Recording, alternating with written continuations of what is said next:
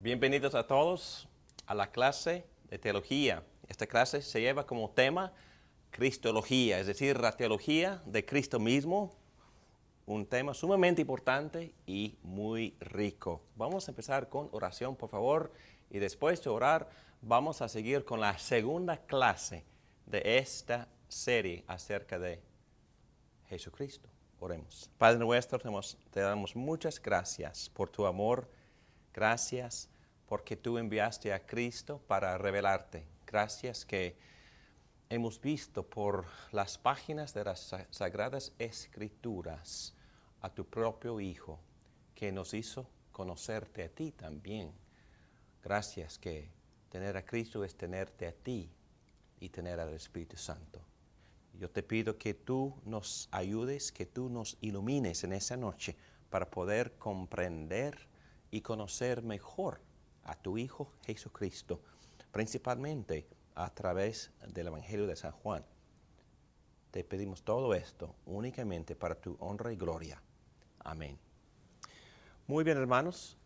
La mayor parte de mis comentarios en esta noche se encuentran en el cuarto Evangelio. Son 4, Mateo, Marcos, Lucas, San Juan. Y vamos a estar leyendo el prólogo de Juan capítulo 1, los primeros 18 versículos. No voy a leer toda hora, pero ustedes pueden abrir la Biblia, por favor, al Evangelio de San Juan. Dice así la palabra de Dios. En el principio ya existía el Verbo, y el Verbo estaba con Dios, y el Verbo era Dios. Él estaba con Dios en el principio. Por medio de Él, todas las cosas fueron creadas. Sin Él, nada de lo creado llegó a existir.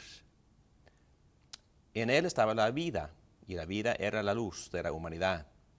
Esta luz resplandece en las tinieblas, y las tinieblas no han podido extinguirla. Vino un hombre llamado Juan. Este Juan es Juan el Bautista. Dios lo envió como testigo para dar testimonio de la luz, a fin de que por medio de él todos creyeran. Juan no era la luz, sino que vino para dar testimonio de la luz. Esa luz verdadera, la que alumbra a todo ser humano, venía a este mundo. Él, que era la luz, ya estaba en el mundo, y el mundo fue creado por medio de él. Pero el mundo no lo reconoció. Vino a lo que era suyo. Los suyos no lo reconocieron. Mas a cuantos lo recibieron, a los que creen en su nombre, les dio el derecho de ser hijos de Dios. Estos no nacen de la sangre, ni por deseos naturales, ni por voluntad humana, sino que nacen de Dios. Y el Verbo se hizo hombre y habitó entre nosotros. Y hemos contemplado su gloria, la gloria que corresponde al Hijo unigénito del Padre, lleno de gracia y de verdad. Juan dio testimonio de él, y a voz en cuello proclamó: este es aquel de quien yo decía, el que viene después de mí es superior a mí, porque existía antes que yo. De su plenitud todos hemos recibido gracia sobre gracia. Pues la ley fue dada por medio de Moisés, mientras que la gracia y la verdad nos han llegado por medio de Jesucristo. A Dios nadie lo ha visto nunca. El Hijo unigénito, que es Dios y que vive en unión íntima con el Padre, nos lo ha dado a conocer. Bueno, aquí tenemos un término sumamente importante en cuanto a la identidad de Jesucristo. Este término es verbo en el idioma griego, el idioma que todos los apóstoles usaron para escribir el Nuevo Testamento. El término es logos, L-O-G-O-S, logos, pero como lo hicimos la semana pasada, cuando estudiamos el Salmo 110, este término necesita definición. y es casi imposible con las varias traducciones de la Biblia entender todo el significado del verbo en su lenguaje o su idioma original. Por ejemplo, en Salmo 110 dice el salmista David, el rey, guiado por el Espíritu Santo, el Señor le dijo a mi Señor. Pero el Señor y Señor en verdad son dos términos distintos. Primero es el término Yahvé. Yahvé dijo a mí Adonai. Y por estudiar el significado de esos términos la semana pasada entendemos que Adonai quiere decir maestro, gobernador, soberano. Yahvé, por otro lado, es el nombre que siempre se usa cuando Dios hace pacto para con su pueblo. El nombre por el cual Dios se revela a su pueblo es por medio del nombre Yahvé. Y la palabra en sí quiere decir yo soy quien soy. Implica eternidad. También se implica por este término fidelidad. Por eso se llama el nombre del pacto, Yahvé. Bueno, de igual importancia es este término logos que se encuentran varias veces aquí en el prólogo entre los primeros 18 versículos en la página número 28. Ustedes tienen un resumen, pero es un resumen davídico. Es un resumen que yo he preparado por haber estudiado este término en estos varios contextos, en estos varios versículos, aquí en este capítulo de Juan, pero también por haber estudiado el contexto histórico de los griegos y un poquito de la filosofía griega, hemos llegado a una definición de esta palabra o de este término que se llama logos. Bueno, vamos a examinar este término rápidamente por su contexto. En versículo 1, por ejemplo, lo que se implica es la preexistencia del verbo o del logos. Porque dice así, en el principio era el verbo. Esta parte del versículo 1 nos enseña que Cristo no tiene principio ni fin. En el principio era el verbo. Esto dice con claridad que el verbo o este término que se usa para Jesucristo implica eternidad. Y luego vemos la frase en el principio, que también significa origen, implicando que Cristo siempre estaba en los momentos en los cuales Dios había creado el universo. Y también existe este verbo, esta palabra, el verbo estaba con Dios. Juan usa la forma imperfecta del verbo, la cual indica que no tiene principio ni fin.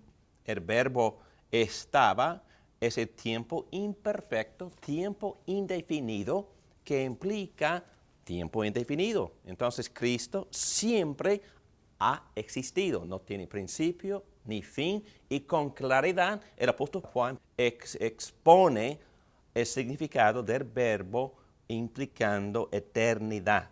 Muy bien, en versículos 1 y 2, con claridad el apóstol Juan dice, el verbo era Dios, era Dios. Él identifica a esta persona como Dios mismo y también como una persona, digamos, personal. Usa el pronombre él estaba, en él estaba, implicando una persona. El verbo es una persona, es la segunda persona de la Trinidad.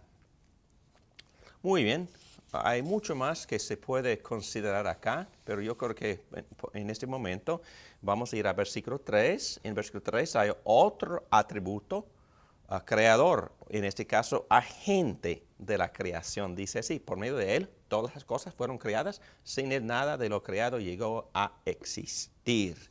En otras palabras, a través de él, a través del verbo fueron creadas todas las cosas. Y otras partes de la Biblia también enseñan esta verdad acerca de la agencia de la segunda persona de la Trinidad en participar en la creación del mundo. Y esos textos aquí se notan. Y, en fin, dice en versículo 14 que y el Verbo se hizo hombre y habitó entre nosotros. Esto nos hace entender que esta persona eterna que participó en la creación del universo, esta persona divina, eterna, todopoderosa, llegó a ser un ser humano con una naturaleza que cualquier ser humano tiene. Bueno, ustedes pueden estudiar un poco más estos conceptos. En versículo 18, Dios se da a conocer a través del Verbo. Entonces, Él es revelador, agente de la creación. Él es Dios mismo, Él es eterno y Él participa en íntima comunión con Dios. Entonces ustedes pueden usar ese material en sus devocionales esta noche y orar y meditar sobre estos conceptos que nos revelan acerca de la identidad de esta persona que se identifica aquí como el Cristo que llegó a ser humano en versículo 14. Bueno, Juan capítulo 1 es un capítulo sumamente interesante. Es un gran capítulo que se trata de la persona de Jesucristo. Primero vamos a considerar el contexto literario de Juan capítulo 1. Lo interesante de la Biblia es que los autores usan casi todo tipo de literatura, de las técnicas literarias y también hay muchas, ¿cómo se llama en inglés o en francés? Genre de literatura como narración, poesía, proverbios, drama, teatro, etcétera, etcétera. Los evangelios también son presentaciones concisos, son sermones del evangelio. También tenemos currículum para la escuela dominical, tenemos todo tipo de literatura que existe en la Biblia. Pero tenemos un gran ejemplo de este tipo de uso de varios modismos o de estructuras literarias. Lo que tenemos aquí en capítulo 1 de Juan es paralelismo hebreo, pero es un tipo de paralelismo muy particular, porque lo que tenemos en general en casi todas las poesías del Antiguo Testamento es un paralelismo general o regular que, por ejemplo, tiene varias líneas y una línea complementa, define, por ejemplo, la segunda línea o el segundo verso complementa o define o contrasta el contenido del primer verso. Pero aquí tenemos un paralelismo invertido y este paralelismo se llama quiasmo.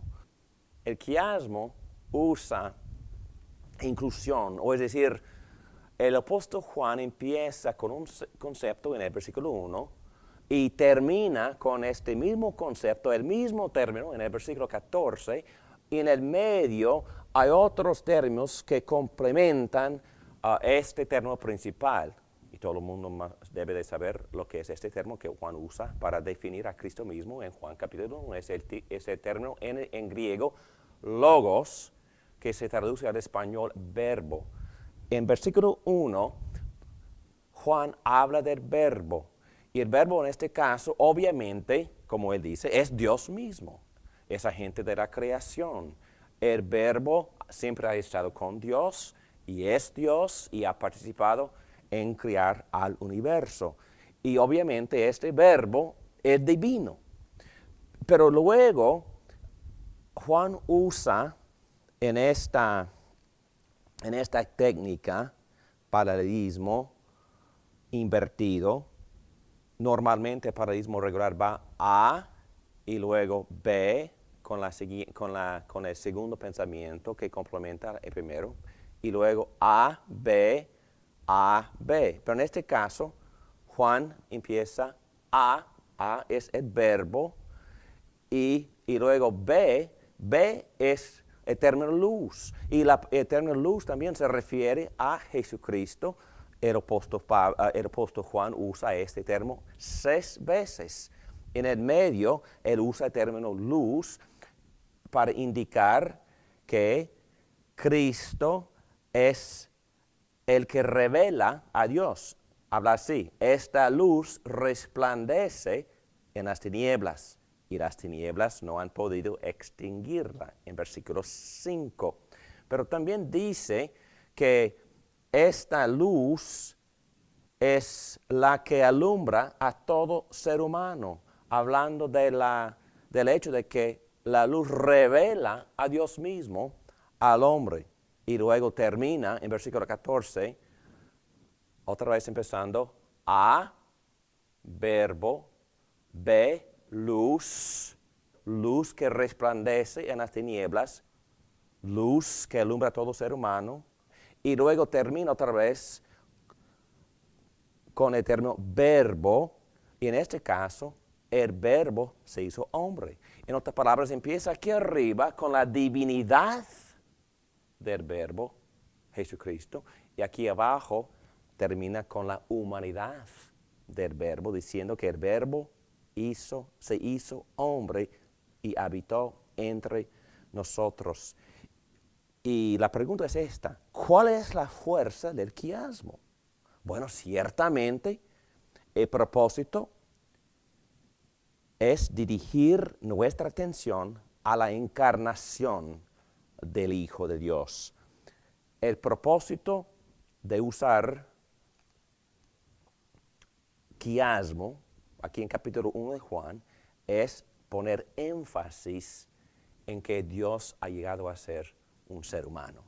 Otra vez, empieza con verbo, en versículo 1, el verbo es Dios, termina usando inclusión, termina su conversación o su explicación de este concepto en versículo 14, otra vez usando el término verbo, pero aquí abajo el énfasis queda en la humanidad, o en el hecho de que el verbo ha llegado a ser un ser humano.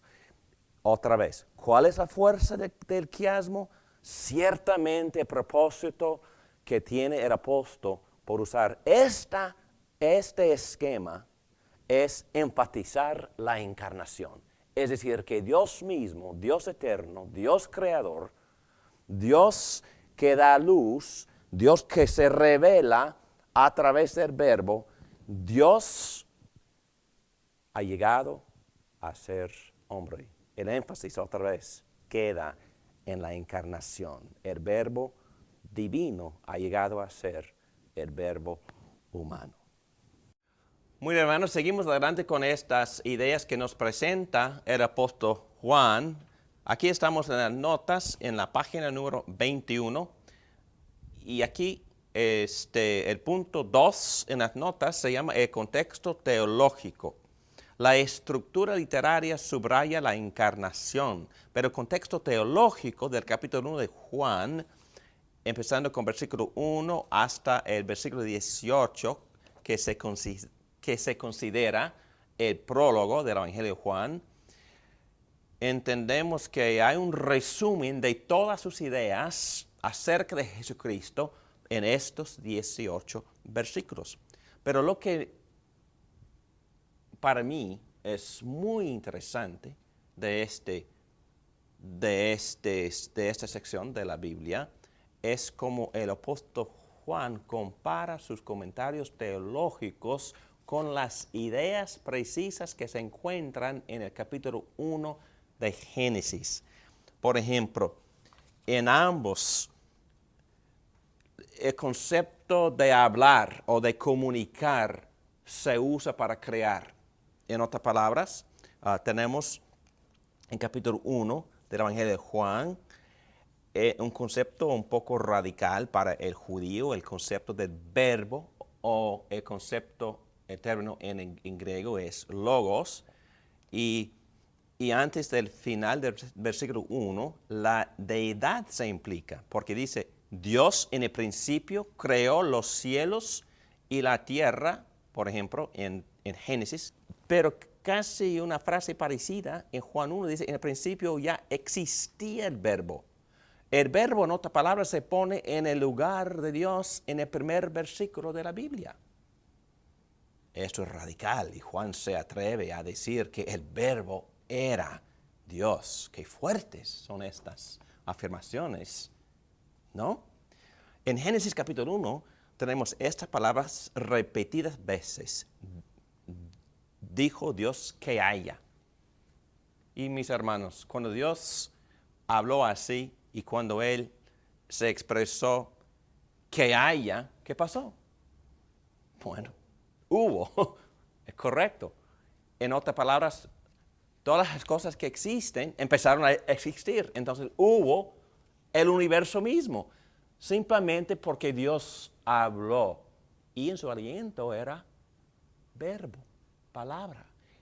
Y Juan está haciendo referencia a ese concepto, diciendo que lo mismo se expresa aquí en Juan, pero en este caso el verbo, que todo el mundo entiende como una palabra que se define como lenguaje o comunicación, para mí es una cosa un poco rara que Juan haría referencia a Jesucristo como lenguaje o como verbo o como comunicación. Pero hermanos, esa precisamente es la idea. Jesús es el lenguaje poderoso de Dios. Jesús es el que revela, el que comunica a Dios mismo. La idea va de esta manera. En el principio ya existía el verbo. Y luego, en el versículo 14, tenemos estas palabras. El verbo llegó a ser carne. Con claridad entendemos que lo que el apóstol Juan desea comunicar es que el mismo concepto que fue utilizado en Génesis para crear el universo, verbo, lenguaje, palabra de Dios, comunicando a Dios, revelando a Dios en toda su gloria, que se expresa, que se manifiesta en la creación. Ese mismo concepto ahora se expresa cuando Dios se revela por medio del verbo, lenguaje y comunicación otra vez, pero en este caso el verbo llegó a ser, ¿qué? Carne, ser humano. Es decir, Dios llegó a ser un ser humano y Jesucristo andando en la tierra, como ya hemos estudiado, con dos naturalezas, la divina, eterna de Dios y también la humana, ahí andaba, pero principalmente según el concepto de Juan, revelando a Dios mismo. Y por eso el concepto verbo, lenguaje, comunicación. Y por eso Jesucristo se entiende como el revelador de Dios. Nosotros también usamos palabras todos los días para comunicar nuestros pensamientos. Dios ha hecho lo mismo. El verbo es el lenguaje, la comunicación de Dios. Dios está diciendo que su Hijo es el revelador de Dios. El término profeta no es suficiente, es demasiado débil. Él es más que un profeta. Jesucristo, el verbo, es el revelador de Dios. Aun antes de la creación del mundo, según los versículos 3 y 4, Él es el revelador de Dios. Era la fuente, este verbo, de toda la creación. Era la luz de la humanidad. Fue la revelación de Dios brillando en los seres humanos. Por eso no es ninguna sorpresa que el verbo encarnado revela al Padre. Piense en el énfasis frecuente que Juan hace así. Las palabras que les doy, dice Jesús, no son mías. El Padre que me envió me dijo qué decir y cómo decirlo. Jesús decía eso muy a menudo a través de las páginas de este Evangelio de Juan. La ilustración de la imagen de Jesús como el revelador de Dios es la verdad. Por ejemplo, Jesús dijo, yo soy la verdad, el que da a conocer al Padre. En otra ocasión dijo, nadie ha visto nunca a Dios, solo el Dios único el cual está al lado del Padre. En versículo 18 dice, Él lo ha dado a conocer cuando Juan llama al Hijo Verbo. Al hablar así, está haciendo referencia otra vez a Génesis capítulo 1. Y Dios dijo, y Dios dijo. Pero ahora está diciendo que Dios habla a través de ¿quién? A través de su Hijo. Esto específicamente quiere decir que el Hijo encarnado es la revelación de Dios. Y una de las subcategorías de la revelación es la revelación de la encarnación. Tomamos la palabra sarx. Sarx, que se traduce al español es carne. Y si buscas en el diccionario griego, sarx quiere decir que literalmente piel, músculos, huesos, literalmente sangre. O también, dependiendo del contexto, sarx se refiere a la naturaleza del ser humano. Entonces ahí están dos definiciones. Y por ejemplo, en Juan 1:14, cuando Juan dice que el verbo o el logos, que se traduce verbo o palabra, logos llegó a ser carne, sarx. Entonces, en este sentido, en ese contexto, ¿cuál sería la definición correcta de sarx? Okay.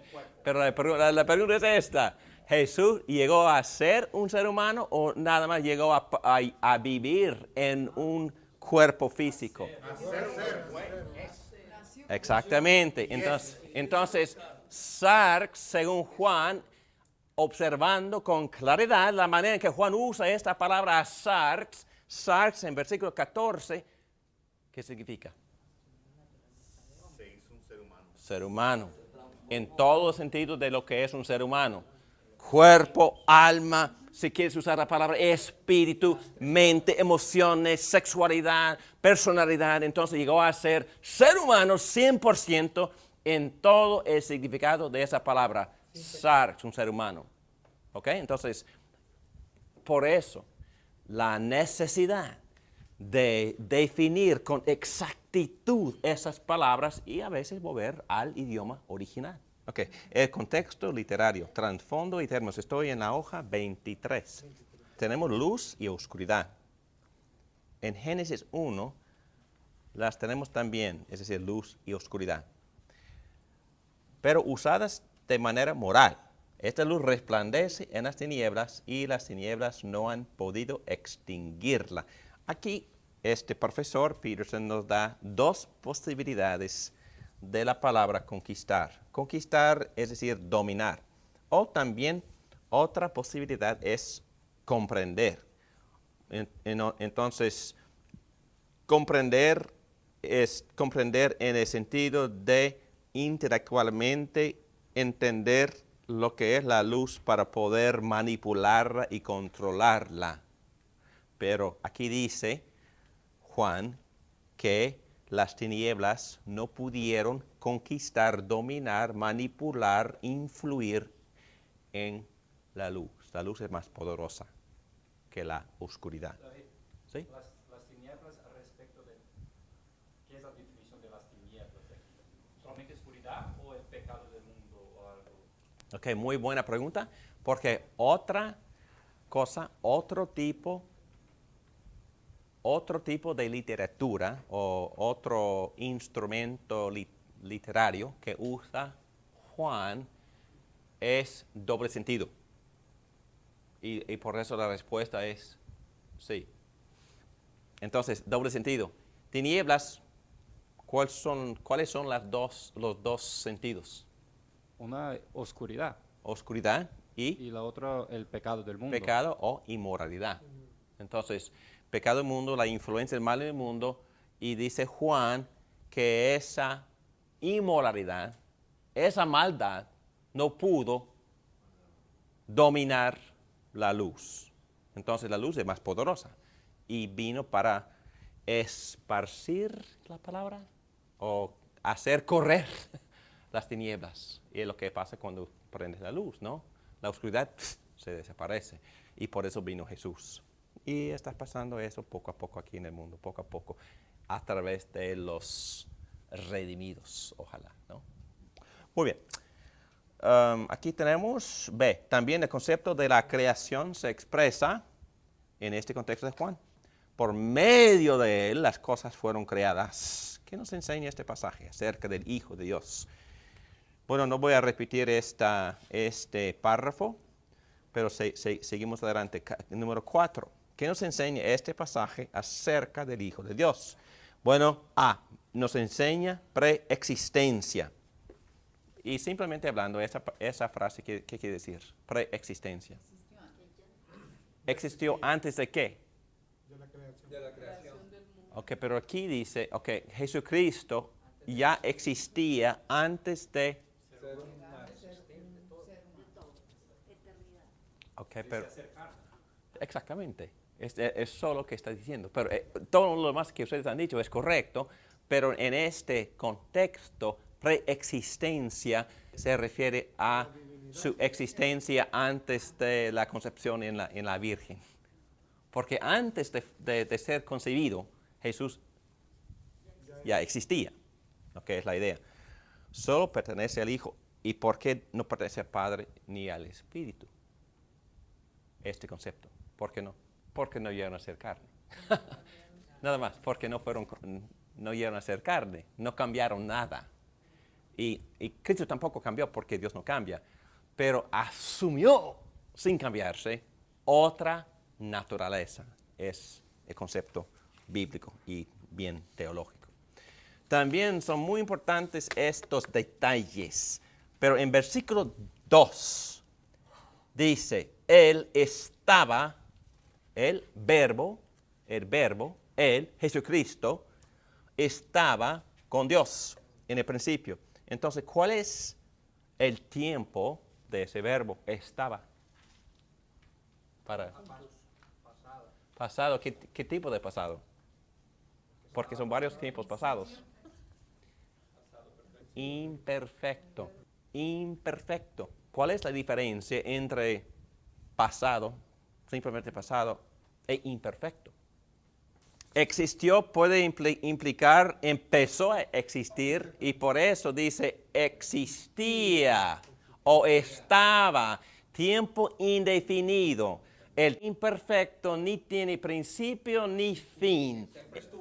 Siempre estuvo, siempre existía. Hermanos, esto es clave. Hasta la gramática bíblica expresa teología. Seguimos, por favor. También se enseña en versículo 9, que dice 9. Esa luz verdadera, la que alumbra a todo ser humano, otra vez imperfecto, venía a este mundo. Juan el Bautista es mayor. Muy importante, versículo 14 y 15. Sin embargo, el verbo es mayor. Entonces, ¿qué estoy diciendo? Juan el Bautista, ¿cuántos meses tiene más que Jesús? 6 meses. 6 meses. Ok, la Biblia lo dice en Lucas capítulo 1.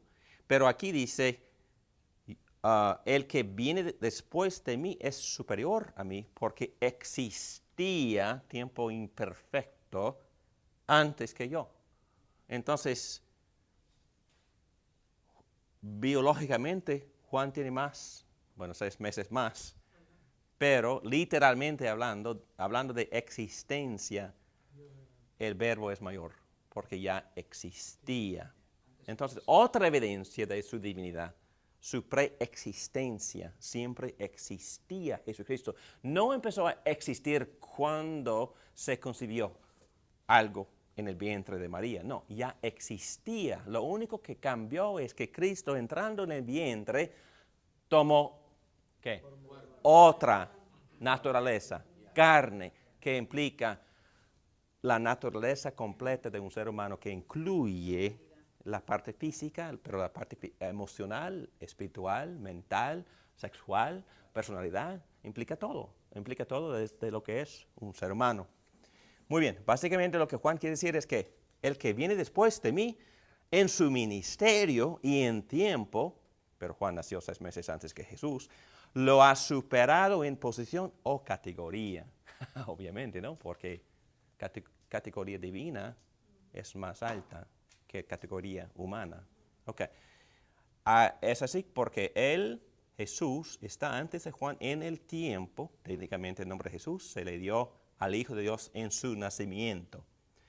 Pero también puede referirse al Hijo de Dios como Jesús en el cielo antes de la encarnación. Técnicamente, Él es el Hijo, el Verbo y la luz. Jesús es el nombre humano, pero ahora entendemos que, ¿por qué Juan el Bautista podría decir, el que viene después de mí es superior a mí? Porque existía antes que yo. Pero también lo que dice es correcto. Es mi hermano, y dice el libro de Hebreos, que por tener naturaleza humana, por ser carne, es mi hermano mayor. Y no se avergüenza, dice el autor de los Hebreos en el Nuevo Testamento, no se avergüenza Jesucristo de llamarme hermano, porque ya pertenecemos a la misma familia. Pero la gran diferencia es que ¿qué tipo de hijos somos nosotros según Romanos 8? Hijos adoptivos. Cristo no es hijo adoptivo. Cristo es hijo eterno, y vamos a ver eso. Jesús es hijo engendrado eternamente, procede eternamente del Padre, pero es hijo. Ok, la encarnación. La encarnación, divinidad y humanidad se implican las dos. Divinidad, versículos 9 y 13. Versículo 9. Esa luz verdadera, la que alumbra a todo ser humano, venía a este mundo. Y versículo 13. Estos no nacen de la sangre, ni por deseos naturales, ni por voluntad humana, sino que nacen de Dios. Y 14. Y el Verbo se hizo hombre y habitó entre nosotros, y hemos contemplado su gloria, la gloria que corresponde al Hijo unigénito del Padre, lleno de gracia y de verdad. Muy bien. Y aquí estamos dando evidencias para aclarar lo que estamos haciendo ahora. Estamos dando evidencias de la divinidad de Jesucristo. Y por supuesto, una persona divina va a tener atributos divinos. Y aquí en estos versículos 9 y 13 se ven atributos de todopoderoso, atributo eterno. Hermanos, solo una divinidad, una persona divina tiene esos atributos. Y estos atributos se atribuyen a Jesucristo, eternidad y todopoderoso.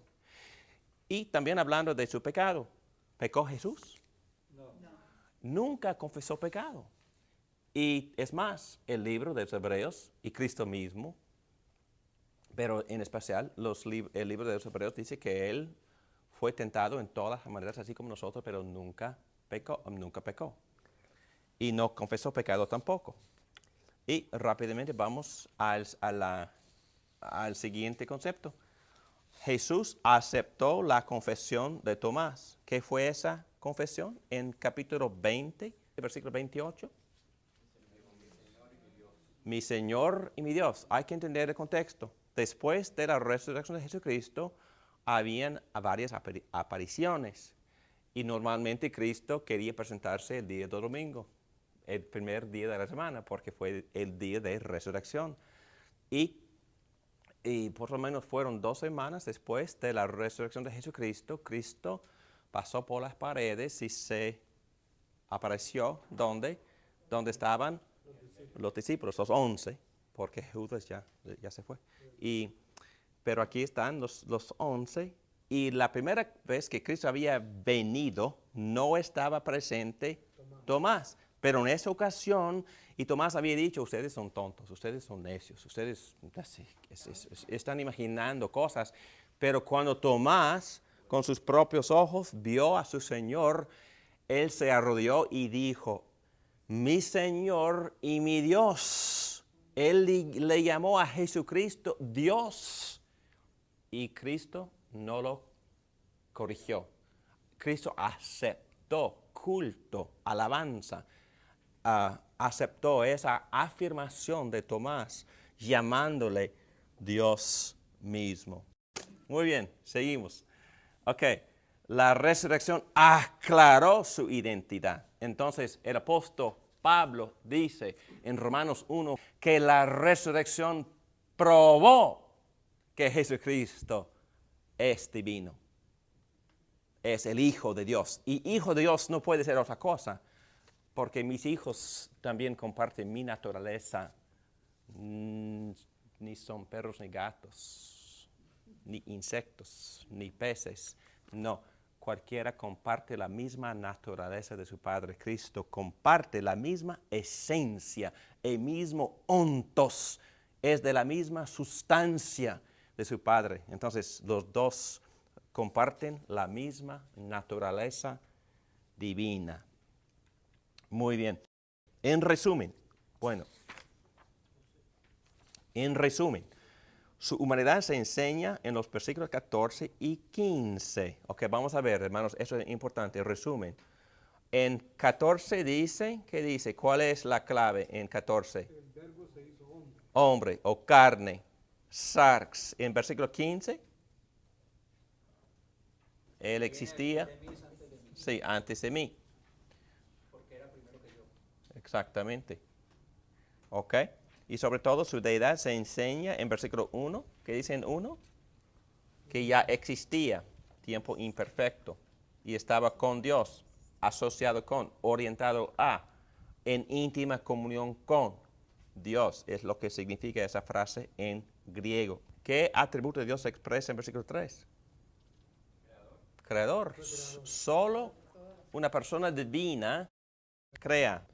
Y versículo 10, ¿qué dice? Era la luz que ya estaba en el mundo fue otra vez creador. Jesús es creador. Versículo 14. El verbo se hizo hombre y habitó entre nosotros y contemplado su gloria. Gloria es atributo divino. Gracia, llena de gracia y verdad, son atributos divinos. Versículo 16. De su plenitud todos hemos recibido gracia, da gracia. Solo Dios da gracia, atributo divino, dador de la gracia. Versículo 18. A Dios nadie lo ha visto nunca, el Hijo unigénito que es Dios. ¿Qué más claro puede ser Juan? Que es Dios, el que vive en unión íntima con el Padre, nos lo ha dado a conocer. Nada más es Dios, pero se da a conocer a Dios mismo. Entonces, como hasta 10 veces en el prólogo, Juan quiere enfatizar la divinidad de Dios. Muy bien, hermanos, estamos dando un resumen de este material que se encuentra principalmente en el prólogo de Juan, versículo 1 a 18 en capítulo 1. Y también hay varias evidencias a través del Evangelio de Juan, evidencias de ambas naturalezas de Jesucristo. La naturaleza divina también se expresa igualmente que la naturaleza humana. Son 3 áreas o 3 versículos 3 veces en el Evangelio de Juan, donde tenemos afirmaciones directas que dicen con claridad que Jesucristo es divino, que Él es Dios. Primero, Juan empieza su evangelio diciendo en versículo 1 que el verbo era Dios. También hemos visto en el versículo 18, a nadie lo ha visto nunca, el Hijo unigénito que es Dios. Otra afirmación concreta, directa del apóstol Juan, pero otra afirmación también se encuentra en capítulo 20, versículo 28, donde Tomás exclamó al ver al Cristo resucitado, mi Señor y mi Dios. Y Cristo lo aceptó esa afirmación, dijo, me has visto y creíste, dichosos son los que no me ven y creen. Entonces, no nomás lo aceptó, él dijo que ojalá que otros también tomaran este punto de vista, creyendo en mí como divino, adorándome como Dios. Si Jesús fuera solo un buen profeta, un buen hombre, habría corregido ese error de inmediato, si no fuera la verdad. Pero Cristo lo aceptó como si fuera la verdad. Por eso tenemos en Juan capítulo 1, el verbo era Dios. Y luego en capítulo 20, mi Señor y mi Dios. Y tenemos estas dos frases como sujetalibros para el Evangelio entero. Y tenemos la misma estructura en el prólogo. En versículo 1, el verbo era Dios. Y en versículo 18, Jesucristo es Dios mismo. Entonces tenemos estos parámetros, estos sujetalibros que nos ayudan en esta estructura a entender lo que Juan quiere presentar en su evangelio, principalmente la divinidad de Jesucristo. Muy bien, aplicaciones. Y muchas personas me han hecho esas preguntas porque casi todo el mundo conoce a alguien que lee de otra manera este capítulo. Y hay varias sectas falsas que llegan a este capítulo con sus presuposiciones, negando la divinidad de Jesucristo y tratan de cambiar el sentido por completo. Y atacan primeramente la frase, el verbo era Dios. Y tenemos aquí la pregunta, ¿por qué están equivocadas las sectas falsas cuando dicen que el verbo era un Dios? Muy interesante esa frase. La traducción dice que el verbo era Dios. La palabra Theos o Dios, Theos en griego, esa palabra viene al principio. Es la primera palabra en la oración, en el idioma original. ¿Ok? Dice, era, ¿y qué es ese verbo? Era imperfecto, tiempo indefinido, implica eternidad. Dios eterno, era, y luego hay un artículo en español, él, y luego viene la palabra en griego, logos, verbo, palabra. Hermanos, es imposible, totalmente imposible traducir esta frase en griego, el verbo era un Dios, como si fuera ángel o como si fuera algo inferior a la divinidad. Imposible, porque cuando un griego escucharía esta oración y siempre leían los evangelios en las iglesias, porque muy pocos tenían manuscritos, entonces dependían mucho del escuchar y por eso memorizaron muchas cosas, porque no tenían bibliotecas llenas de manuscritos. Entonces, cuando la palabra aparece en la primera posición, en la oración, es por énfasis. Siempre, jamás en griego, es por énfasis. La misma cosa ocurre en español. Pero por énfasis ponemos las palabras al final de la oración. ¿Cómo estás tú? Palabra al final. En griego, la palabra que recibe énfasis viene primero.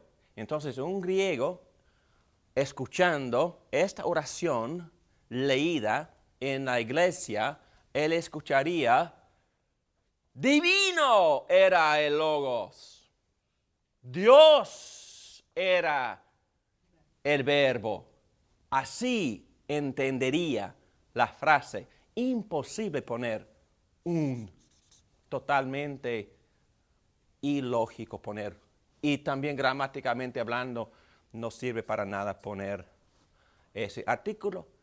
Pero algunas sectas falsas insisten en poner un, cuando en verdad no tiene ningún sentido gramatical, por varias razones. Por el orden y también por el énfasis y no tiene sentido. Entonces, de ninguna manera se puede interpretar esta frase, el verbo era un Dios.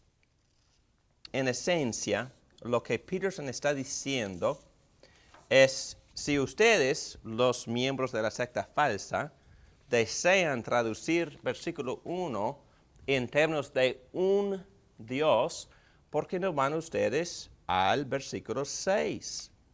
Por ejemplo, ¿y qué dice el versículo 6? Vino un hombre llamado Juan, Dios lo envió. Y Peterson les pregunta, ¿por qué no dicen ustedes un Dios lo envió?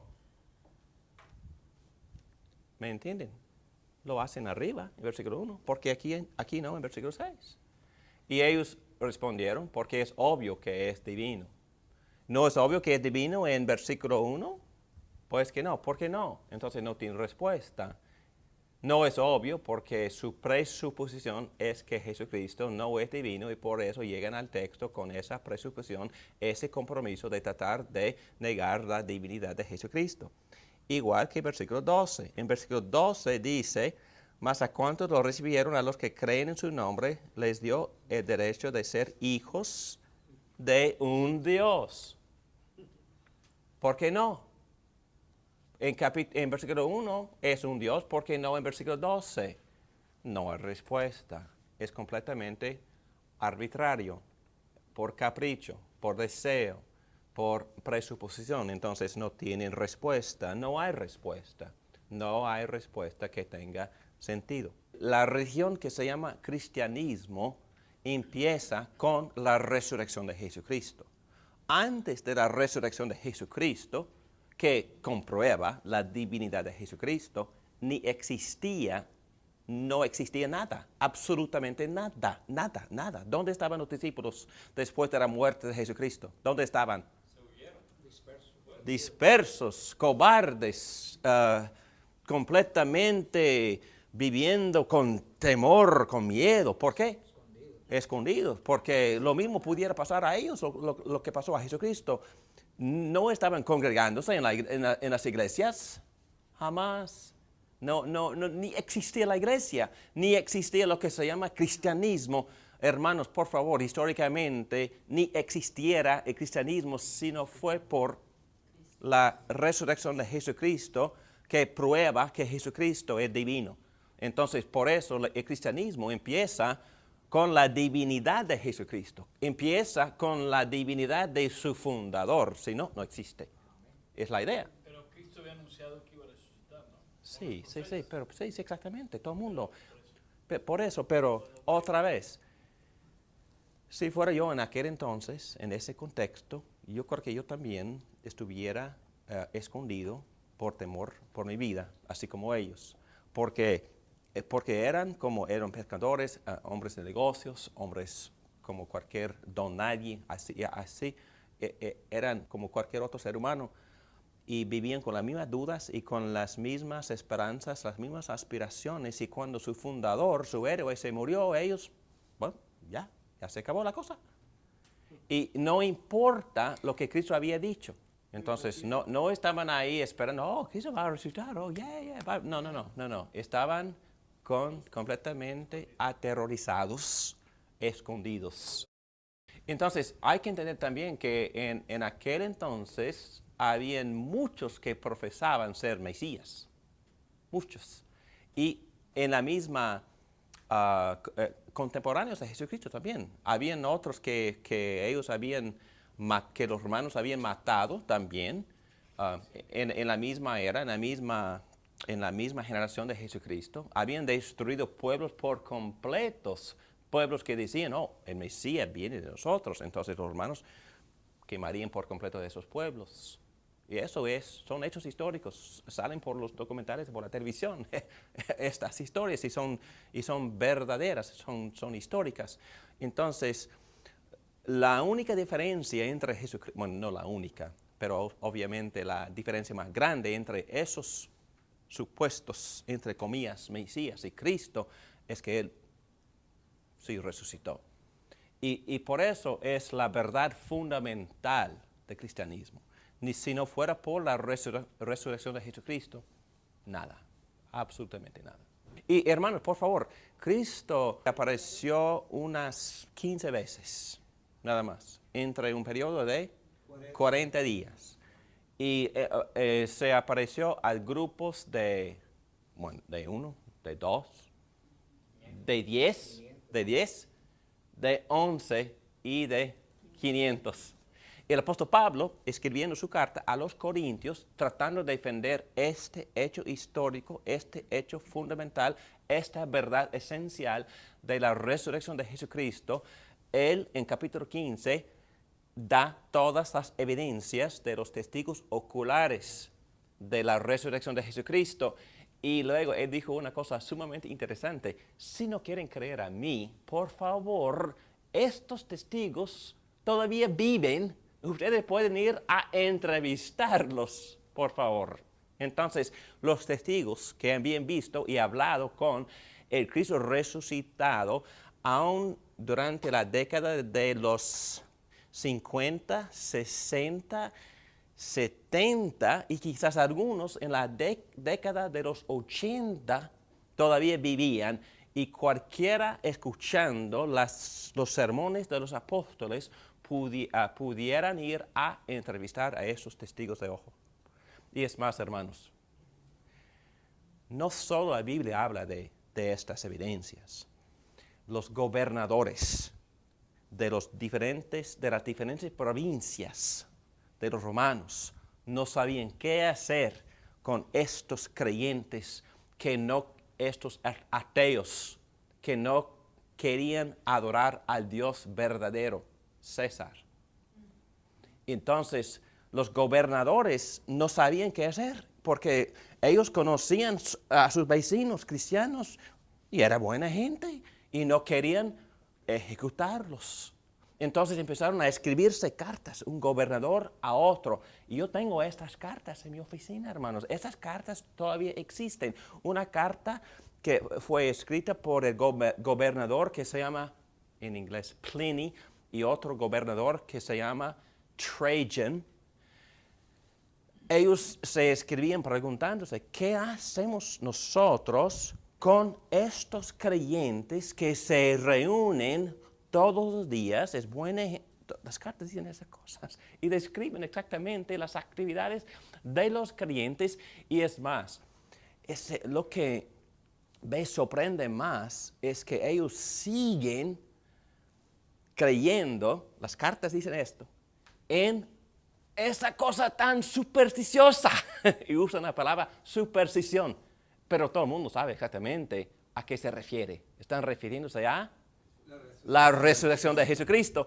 Y esos gobernadores sabían exactamente la creencia y porque existían esos grupos de creyentes. Porque si no fuera por la resurrección, los gobernadores no eran gente tonta. Ellos conocían la historia, ellos sabían lo que había pasado con Jesucristo y ellos sabían que los creyentes en Cristo estaban ya dispersos, y ellos saben también que la única razón por la cual se reúnen rehusando a adorar a Dios verdadero, César, es porque creen en esa superstición, según los gobernadores romanos, la resurrección de Jesucristo. Y esos documentos históricos que todo el mundo tiene en sus bibliotecas hacen referencia a la resurrección de Jesucristo. Es más, un historiador que se llama Josefo fue un judío empleado por Roma para escribir libros históricos que se llaman anales para Roma, y él también hace referencia a Jesucristo, a su vida, a sus milagros, a sus enseñanzas, y algunos textos tienen una referencia de Josefo también a la resurrección de Jesucristo. Son documentos extra bíblicos que hacen referencia en aquel entonces a la verdad fundamental del cristianismo, sabiendo que por eso existen este grupo que se llaman cristianos. Supongo que en ese proceso algunos algunos romanos se hicieron cristianos. Muchos se hicieron Por cristianos. eso se esparció Creció muy rápido el movimiento. Y hasta algunos que se llaman centurios, especialmente esos soldados que siempre tenían que ir a arrestar a los cristianos. Muchos de ellos creyeron en Cristo por el testimonio de los que tenían que arrestar. Cornelio, otro ejemplo. Muy bien, vamos a seguir. Aplicaciones de sectas falsas. Y lo que estoy tratando de enseñarles o demostrarles aquí es que hay muchos que tratan de negar esta verdad divina o esta verdad acerca de la divinidad de Jesucristo. Pero otra vez, hermanos, si damos un resumen de todo esto, en varios versículos del prólogo, Jesucristo se presenta como creador. En versículo 10, por ejemplo. Y también en versículo 14, otra vez se encuentran varios atributos que solo corresponden a una persona divina. Gloria, verdad, gracia, dador de la gloria. Y solo una persona divina puede impartir a ese tipo de la gracia. También versículo 16 dice, de su plenitud todos hemos recibido gracia sobre gracia. No son los ángeles ni los hombres los que dan gracia. La deidad de Cristo se escribe en casi todos los versículos del prólogo.